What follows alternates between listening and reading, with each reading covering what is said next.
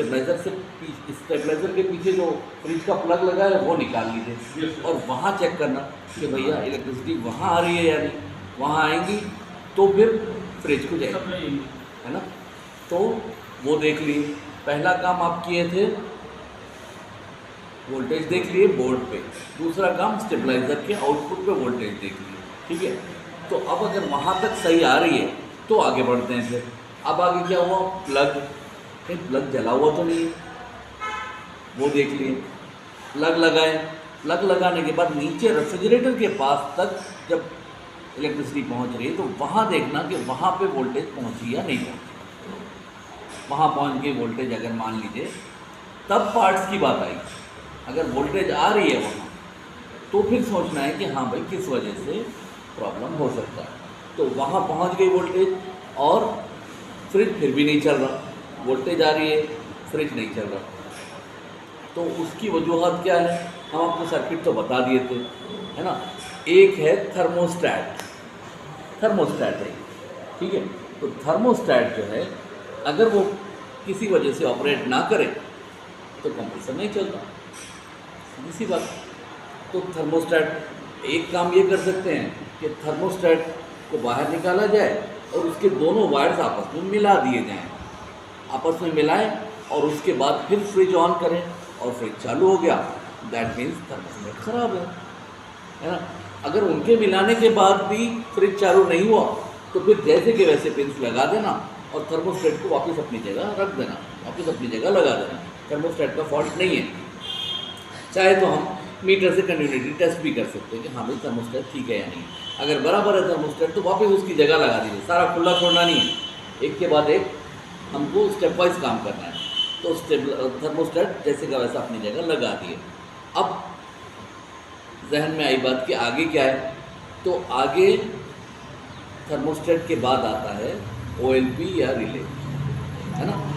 तो OLP और relay fridge का निकालें, एक एक करके OLP और रिले को चेक किया जाए, उसकी कंटिन्यूटी हम इससे पहले के वीडियो में बता चुके हैं। तो OLP है ओवरलोड प्रोटेक्टर, जो उसकी कंटिन्यूटी देखें वो कंटिन्यूटी बताना चाहिए, यानी अगर आप सीरीज़ में देख रहे हैं तो बल्ब जलना चाहिए, है ना। और रिले भी जो है, रिले आमतौर पे आजकल के रेफ्रिजरेटर्स में PTC रिले आती है, तो वो रिले के भी दोनों टर्मिनल्स पे बताना चाहिए। या अगर सिंगल पिन वाली रिले है तो पीछे वाली सिंगल पिन के ऊपर एक वायर लगाएं और उसके सामने के दोनों होल्स में चेक करना है कि दोनों होल्स में कंटिन्यूटी बता रहा है या नहीं, दोनों होल्स में कंटिन्यूटी बताना चाहिए। अब मान लीजिए कि रिले के दोनों होल्स में कंटिन्यूटी बता रहा है, वो भी सही है, OLP ठीक, रिले भी ठीक। सपोज अगर ख़राब है बदल दें, नहीं है तो फिर कंप्रेसर के तीनों टर्मिनल्स जो होते हैं उसके ऊपर कंटिन्यूटी देखी जाए, सीरीज़ या फिर क्लैंप मीटर की मदद से, वो तीनों में कंटिन्यूटी है या नहीं है। तो आखिरी बचा कंप्रेसर, है ना। तो अगर कंप्रेसर में भी कंटिन्यूटी नहीं आई तो वो लास्ट चीज़ है। अब ये सारी लाइन से हम देखते आए, थर्मोस्टैट देखें और रिले OLP देख लिए और उसके बाद कंप्रेसर, तो आखिरी बचा कंप्रेसर, है ना। एक काम ये भी कर सकते हैं कि अगर आपको वो शक हो रहा है कि अंदर की वायरिंग का कुछ प्रॉब्लम हो सकता है तो दो वायर्स मेन से लें, दोनों वायर्स एक फेस एक न्यूट्रल, एक लगाए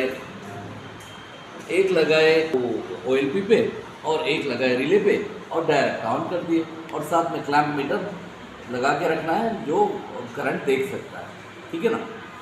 तो डायरेक्ट चालू करके देखें, अगर डायरेक्ट कंप्रेसर ऑन हो रहा है दैट मीन्स अंदर की वायरिंग का भी कुछ प्रॉब्लम हो सकता है। तो ये पहला, रेफ्रिजरेटर अगर डेड है तो इस तरह से ये पूरी चीज़ें देखेंगे, एक के बाद एक फॉल्ट देखते जाएं।